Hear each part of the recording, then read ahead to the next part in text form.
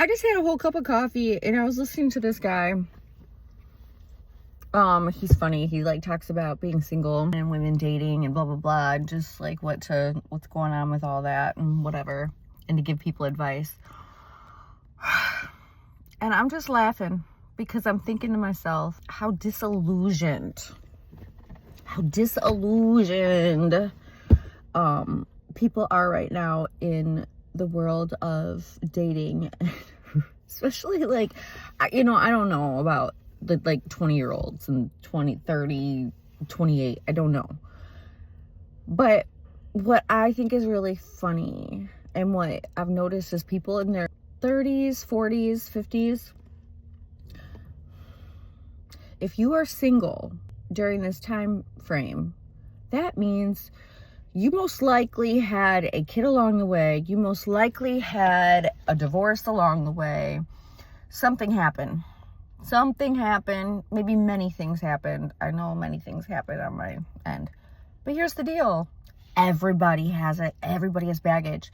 But for some reason, everybody feels like they are entitled to like this brand spanking new person that just like fell off the block. And everyone has this ideal that at this point in the game, they're going to walk into, like, I'm going to say for a man wants to find this woman that's already established, already owns 3 homes, already has like her own business. She been doing this thing by herself. For like the past 10 years, 7 years, 5 years. I don't care. She was forced to become a man and a woman. She was forced to become a mother and a father. She had to do it. She had to pull something out from inside of her that didn't even want to come out, that wasn't even designed to come out, but she had to. It had to happen. It was like a survival thing. And then these dudes come along and they're like, oh, I like that she has her own money. I like that she has her own houses. I like that she has her own crap. I like, but now I want her to submit to me. I want to be the man. I want her to submit to me and me be man and she be woman. Well, no, bro, too late. She's not going to submit to you when she's already had to become her own freaking man's. So, if you want to like bend over and let somebody wipe your booty for you, she got you probably because she knows how to do it. She knows how to do all the things. But, can I tell you something? As long as you are there for what she has acquired, while she has been both a man and a woman, both a mother and a father, if you are there to reap the rewards of her struggle to be both and her accomplishment to be both, if you are there to reap those benefits, and now you're going to come in and say, submit to me, she's not going to respect you. She's not going to respect you. She's kind of like, well, where were you 5 years ago when I was doing all this on my own? Where were you 10 years ago when I was doing this all? Oh yeah, you weren't interested in me. You didn't want anything to do with me. And if I had showed up in your life 5 years ago, you wouldn't want anything to do with me. You want to know why? You would not want to be the man. You would not want to be the leader of let's grow something together while I be man, you be woman. I be husband, you be wife. You wouldn't be willing to do that.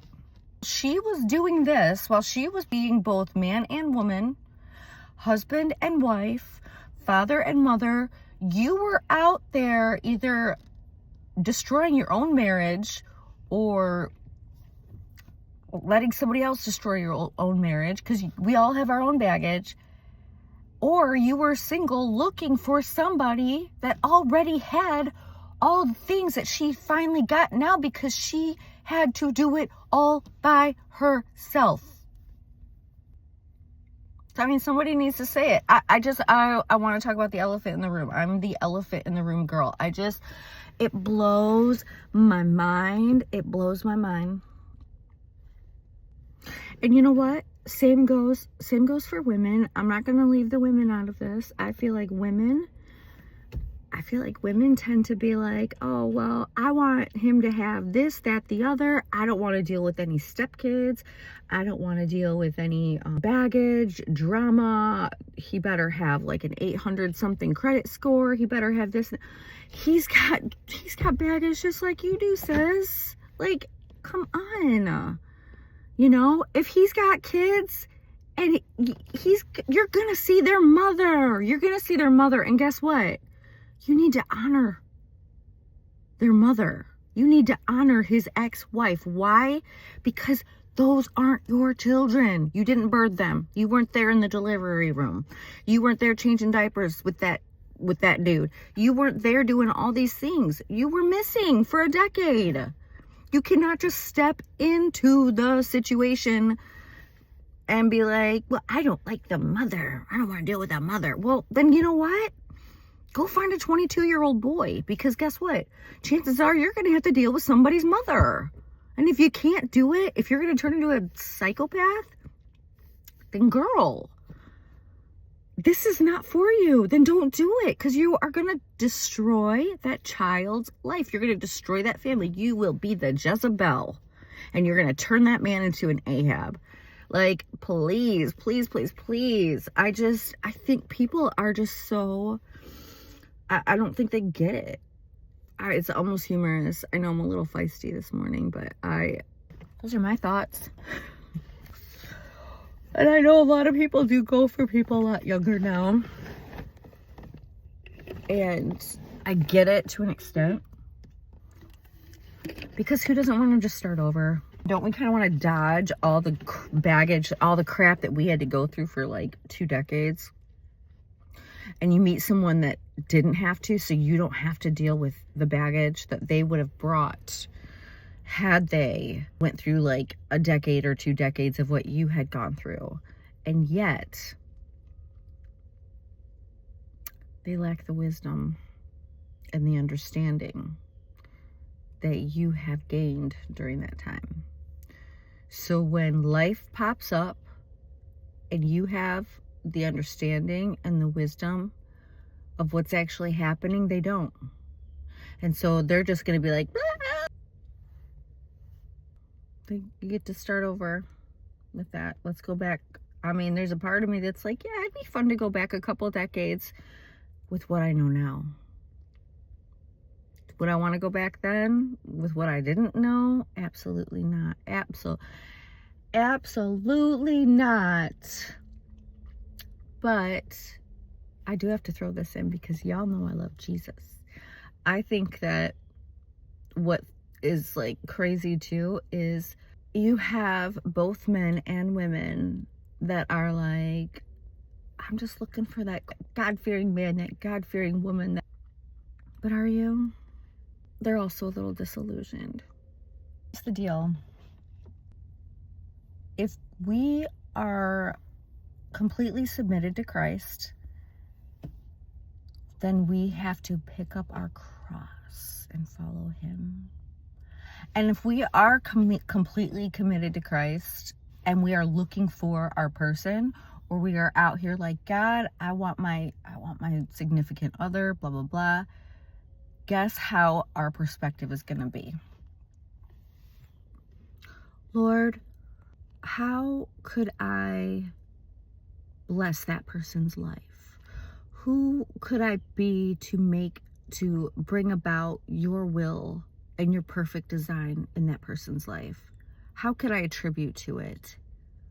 God, how would you use me to minister to that man, to minister to that woman? Lord, I see that man, he got 3 kids, and he is drowning. As a Christian woman, you'll look at that as a need. You will look at that like, how could I come into this and be an instrument that God uses to reach out to these children, to be to be a Christ-like woman to these children, to be an example of God's love and nurture to these children, you won't look at those kids like, I'm not dealing with that. Like, he's cute, but And I think it's the same thing with men. I think you got these men out here that are like, I want this, instead of, God, what woman do you have for me that would be my helper, that bring more glory and more honor to you together than we ever would separate? What woman do you have for me that I could minister to, that I could bring out everything that you've designed her to be because of who you've made me to be? That is Christian dating. And that's what sets us apart as believers versus just out here on freaking Hinge or whatever, Bumble, or just life. I feel like the Christian dating pool is much more entitled, snobby. And I'm not saying because of standards and boundaries, because y'all, I have all the standards and I have all the boundaries. Like, your girl don't play. I do not play. It's like people will ask me out and I'm like, you don't want to date me because I don't play. But what's sad, as believers, boundaries, and I have beliefs, and to align spiritually, we need to align biblically. Believers, Christian men and women, become very like, I'm looking for my Boaz, some dude that's like, I'm looking for my Esther, I'm looking for my Ruth or whatever. Well, you know what? Esther was like 15, y'all. Like, you're 37 years old. You're 45, like 53. No. It's, sister, get it? I get the concept, but like, come on. What are we doing? Why aren't we viewing people like, who could I be to bless that person? What if dating looked like, what do they need? Because at this point in the game, guess what? Nobody needs flowers. Nobody's looking for a box of chocolates. You know what we're looking for? I want to eat dinner after I'm done working all day. Make me dinner, please. Or how about just, you know what? Take my car in to get the dang oil change. That would be like a blessing. Like, oh my gosh, thank you. What? Because here's the deal. We're all knee deep in life at this point. And if you find somebody that's just out there looking to go to fancy restaurants, and they're just looking for someone to go buy them a bunch of crap, that's not like really like spousalness. That's more like, I just want someone to go have fun with. I mean, that's what I think. Me and my Def Leppard shirt. Anyways, this is something kind of new for me, because I've just like recently, I kind of did this little experiment where God was really showing me to just kind of ignore all of the people like in my DMs, or anybody just in general that was like catcalling me or whatever. He's like, no, you're not, we're not gonna, oh, hey, beautiful, this, that, no. You're gonna find a man and you are going to serve him. You are going to see what he needs. He's not calling you beautiful.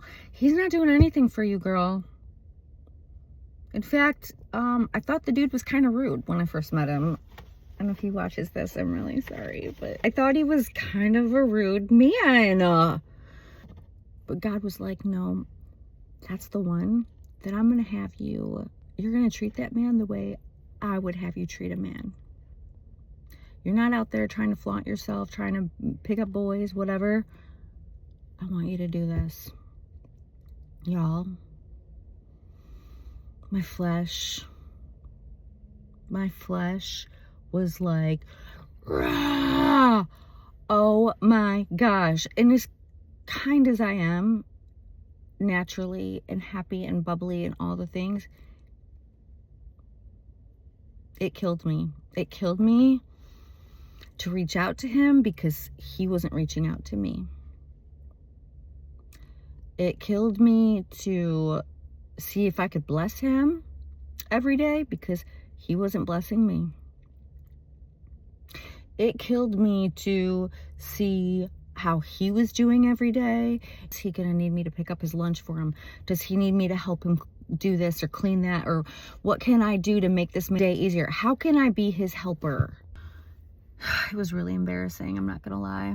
I was just so embarrassed. The whole time I walked in and I brought him something because I knew that, because the Lord put it on my heart, bring that man his lunch. I go in, I put it down. He doesn't even look at me.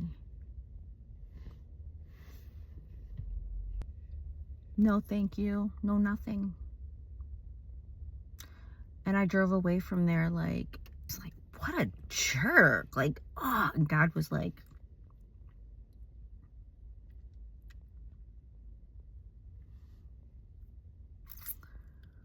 what do you want, Leah? Do you want someone to feed your ego, or to make you happy, to make you feel good about yourself, to make your life easier, to make your life more convenient? Or are you looking for someone to serve? Are you looking for someone to help, to minister to? Or are you looking for someone that I can use you to be instrumental in their healing and in their ministry for my glory and for my honor? Is this about me, Leah, or is this about you? Is this about him, or is it about you? Because here's the deal, guys. Marriage is about laying yourself down for the other person. No greater love has a man than this, than he that lays down his life for his friend. Love suffers long and is kind. Love does not envy. Love does not parade itself. Love is not puffed up, does not behave rudely, does not seek its own, is not provoked, thinks no evil, does not rejoice in iniquity, but rejoices in the truth, bears all things, believes all things, hopes all things, endures all things. Love never fails. But whether there are prophecies, they will fail. Whether there are tongues, they will cease. Whether there's knowledge, it will vanish away. Here's the deal. I believe that our Christian world has gotten so caught up in the gifts and all the things. Like, everyone's like, I got the gift of prophecy. I'm a seer. I'm a this. I'm a that. I'm a blah, blah, blah, blah, blah.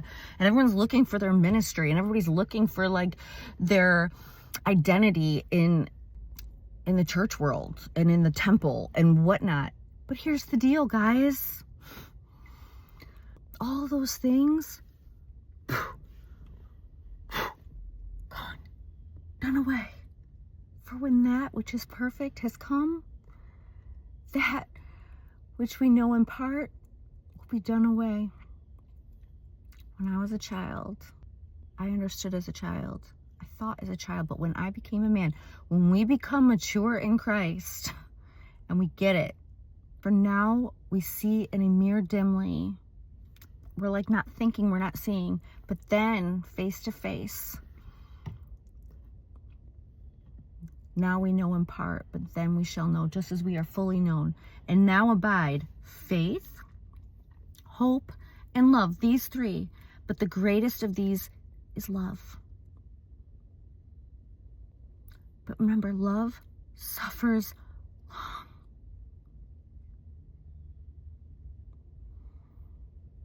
It bears all things. It believes all things. That's hard because at this age, you guys, I don't know about y'all, but I believed all the things. I believed all the things. And I got burned. I got burned so bad because I believed everything. But guess what? That's what love does. It hopes all things. I've hoped for all things. That's love. Now here's the deal. Do we really want a partner? Do we really want a spouse? Because most of us have been burned. We did try. We did hope all things, and we did believe all things, and we didn't think any evil, but they were evil. You know, we tried love, and love didn't work out for us. Like, love did us dirty. But did it? Because if you can maintain a heart of love after you've been burned, can I tell you something? That kind of love isn't because of you. That kind of love has to come from our Father in heaven. It has to come through the power of God. And you have to be tapped into the Father's heart to find that kind of love. I don't even know this man, barely. But God was like, girl, oh, you're gonna go pick up donuts for the kids? You better make sure so-and-so need, see how they're doing, see what they need. Did you ask him about his day today? I would be sitting there losing my freaking mind, wondering how I'm going to get my kids to school, how I'm going to get to work. I got my ex blowing me up on my phone. My world is crazy. It's crazy. I'm like, why need a man that's checking on me and taking care of me and blah, blah, blah. God was like, how about, you sow what you want.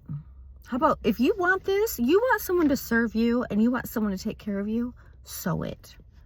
And I'll be honest, I didn't do it thinking, oh, it's going to be this man that's going to be my man's. He's going to take care of me.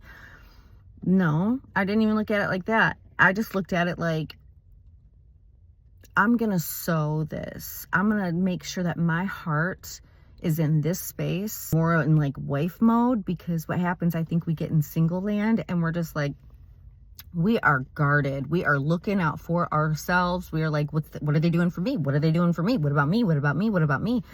And he didn't text me. I'm not texting him back. He didn't ask about me. I'm not asking about him. That's not love. That's not how love behaves.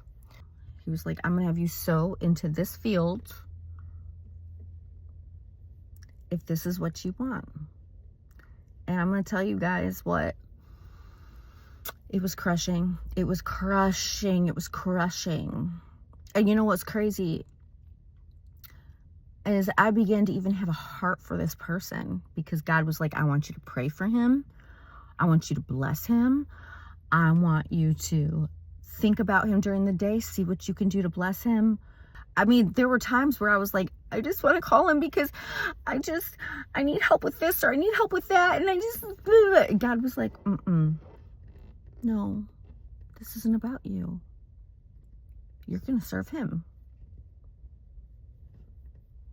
And as much help as I needed and as much man as I needed during all of the things that were going on during this time of being this for this person that wasn't even really responsive. Not really. Not like most people would be.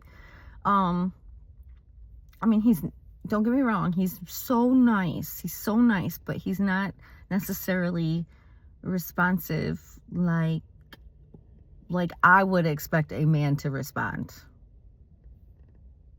Not at all. Like, it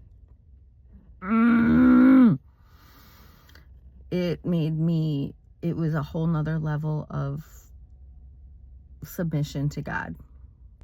But then, you know what's crazy is God began to really show me this person's heart, their character, their own insecurities. their own guardedness. And, you know, I kind of, like, I had a heart for him. And I was just like, oh, I was like, baby, you know, like, just bless him, you know, just, I'm not talking about, like, you have to spend a bunch of money on someone, because y'all know I ain't got that going on. It's kindness, and it's thoughtfulness, and it's servanthood. I learned a big lesson in that situation. As far as this person goes, I don't even know. One day they'll sit back and be like, man, that chick was crazy. Like, what? I just showed up like the Good News Club, you know? It's really embarrassing, but, you know, I'll do anything for Jesus, so I did it, and I learned a lot. Anyway, I love you guys.